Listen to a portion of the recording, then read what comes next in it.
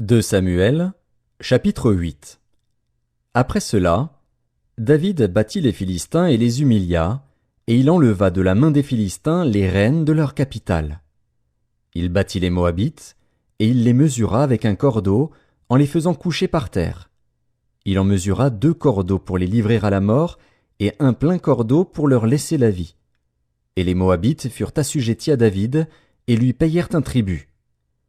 David battit Hadadézer, fils de Rehob, roi de Tsoba, lorsqu'il alla rétablir sa domination sur le fleuve de l'Euphrate.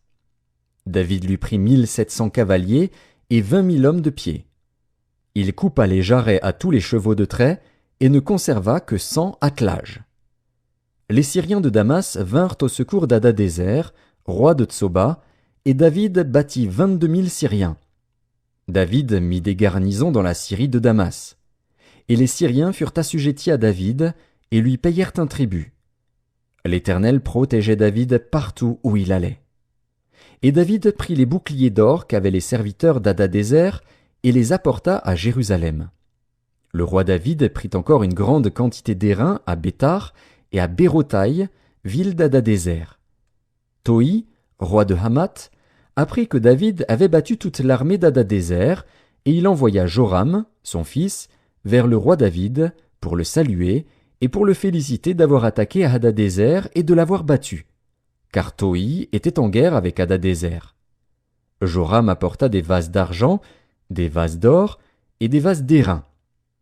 Le roi David les consacra à l'Éternel, comme il avait déjà consacré l'argent et l'or pris sur toutes les nations qu'il avait vaincues, sur la Syrie, sur Moab, sur les fils d'Ammon, sur les Philistins, sur Amalek, et sur le butin d'Hadadézer, fils de Rehob, roi de Tsoba.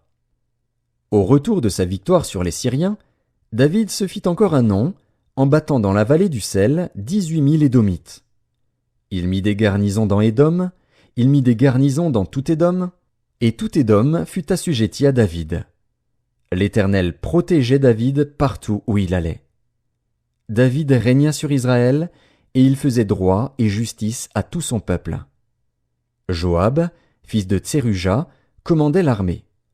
Josaphat, fils d'Achilud, était archiviste. Tsadok, fils d'Akitub, et Achimélec, fils d'Abiatar, étaient sacrificateurs. Séraja était secrétaire. Benaja, fils de Jéhojada, était chef des Kérésiens et des Pélétiens. Et les fils de David étaient ministres d'État.